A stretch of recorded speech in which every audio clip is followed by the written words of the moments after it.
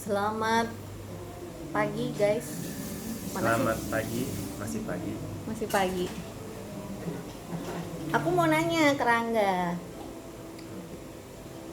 Ini kan masa-masa kayak gini kan, di masa-masa eh, banyak apa PSBB dan banyak orang takut keluar rumah gitu kan. Terus banyak bisnis-bisnis tuh mulai banyak yang berguguran gitu, banyak banyak retail yang tutup.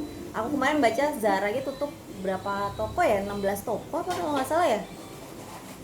Nah, kalau menurutmu, kamu kan pelaku bisnis gitu ya, dan punya banyak pengalaman ngobrol dengan sesama pebisnis lainnya gitu, dan sering nemenin orang-orang bikin startup baru gitu kan.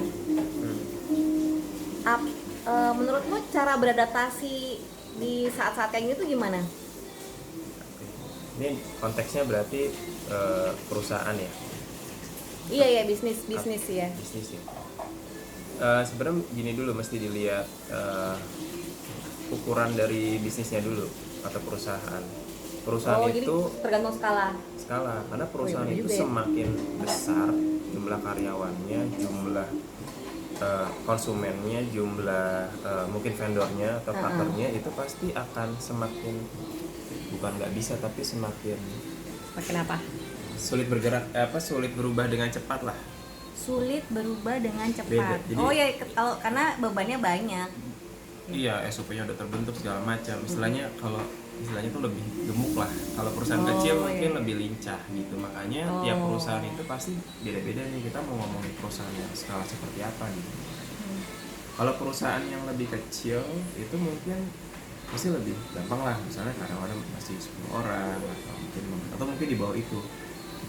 Dia switch-nya itu lebih mudah gitu. Switch-nya lebih, iya ya, yang tadi itu ya lebih lincah ya. Betul. Jadi kita lihat. Tapi kalau perusahaan Besar. dan bisa berubah itu sebenarnya yang menarik gitu. Kayak misalnya Bluebird gitu ya. Bluebird. Itu aku sempat lihat di Instagram, belum pernah coba juga sih. Itu dia bisa sekarang punya jasa pengiriman barang belanja. Jadi kita belanja, pesannya di Bluebird. Terus diantar ke rumah. Nanti diantar ke rumah gitu. Pakai aplikasi. Pesannya pakai aplikasi Kalau yang Uber. aku lihat sih kemarin masih pakai WhatsApp sih, pesannya via WhatsApp, mungkin Oh, ada wow. adminnya. Masih manual berarti ya? Semi manual, atau di belakangnya udah ada sistem tapi nerimanya via WhatsApp gitu ya. Ya kalau mau bikin aplikasi dulu ya butuh waktu sih. Bakal butuh waktu untuk perusahaan sebesar Bluebird ya. Tapi itu cukup ya cumi jempol sebenarnya, kan nggak mudah ya, mereka punya supir Iya, banyak banget kalau banyak Bluebird banget, ya. mungkin ratusan atau ribuan. Mereka harus ngajarin dulu, training, itu kan butuh waktu.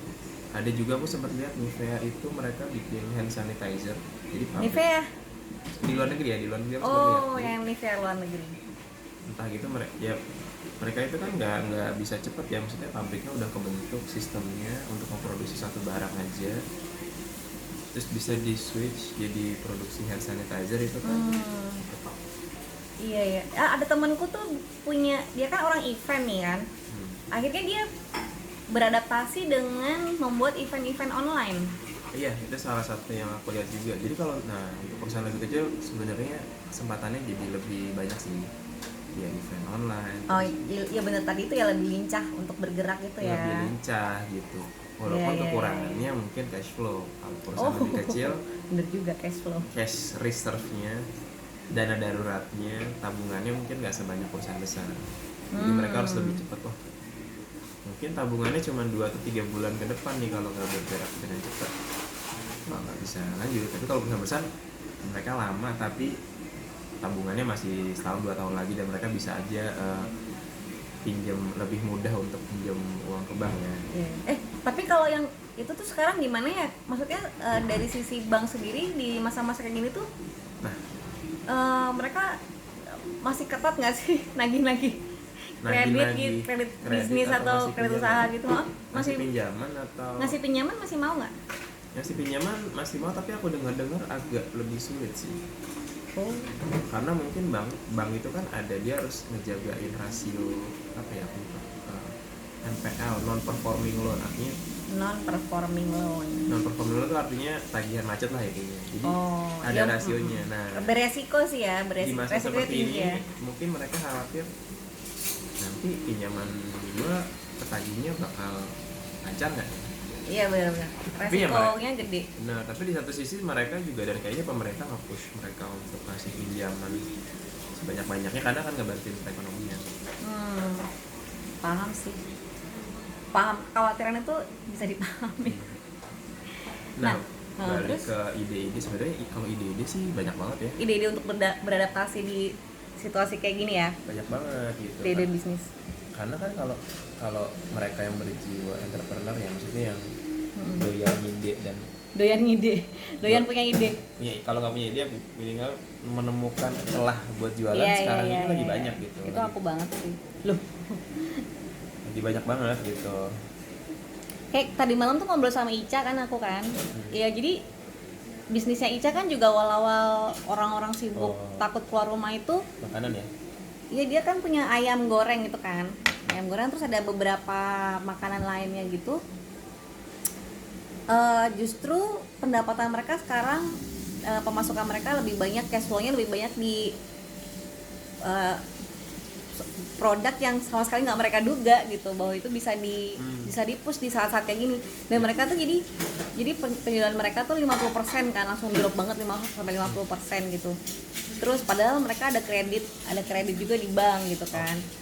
Nah terus akhirnya suaminya Ica muter akal untuk jualan nasi kebuli tapi di paket-paket gitu loh. Di ini ya. Nah, terus dijual jadi mereka jadi dijual sistem reseller gitu. Jadi misalnya ini ya, kalau kamu beli paket reseller harganya sekian, nanti kamu bisa dijual sekian. Kan banyak banget orang-orang yang terus nggak dirumahkan dan nggak punya penghasilan gitu-gitu. Ternyata itu laku banget si paket reseller nasi kebuli itu. Nah tapi kayak gitu tuh kan butuh mental mencari solusi nggak sih, fokus mencari solusi. Iya benar. Karena kalau nggak mau bergerak mencari solusi kan. Sebenarnya mungkin ya kadang orang antara wait and see ini akan berapa lama, tapi ada juga yang langsung bergerak karena tadi kebutuhan. Beda-beda, tapi memang ya tadi opportunity macam-macam sih. Karena situasinya kan berubah. Nah, yang aku iklan guys, tadi Zora datang. Yang aku mau tanya, ada nggak bisnis temenmu atau kenalanmu atau di sekitarmu yang udah mulai kolaps? Atau maksudnya susah bertahan banget lah gitu? Yang pasti yang lumayan agak kena itu biasanya di bisnis event ya. Event. Maksudnya secara bisnisnya Event bukan. offline ya, benar-benar. Event offline itu kena. Travel. Oh iya, travel ya, benar-benar. Iya travel ya. Segala hal berbau travel.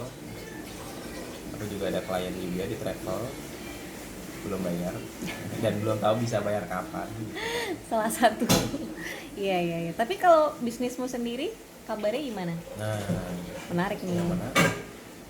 Digital ini lumayan. Kebetulan kan bisnismu ada di digital marketing gitu digital kan. marketing. Nah ini sebenarnya lumayan naik sih. Istilahnya Justru ya. justru naik karena kebutuhannya ya orang di rumah aja yang ngapain gitu kan. Iya. Ya menikmatinya dari digital segala macam ya. Iya. Sering ngeliat handphone. Berarti kue apa budgeting di perusahaan-perusahaan atau brand tuh lari ke digital atau gimana? Banyak Yang pasti dialihkan. mereka nggak bisa bikin event, nggak bisa Oh bikin iya. Duitnya banyak. digital, nggak mungkin ke TV karena ya TV beda jauh harganya.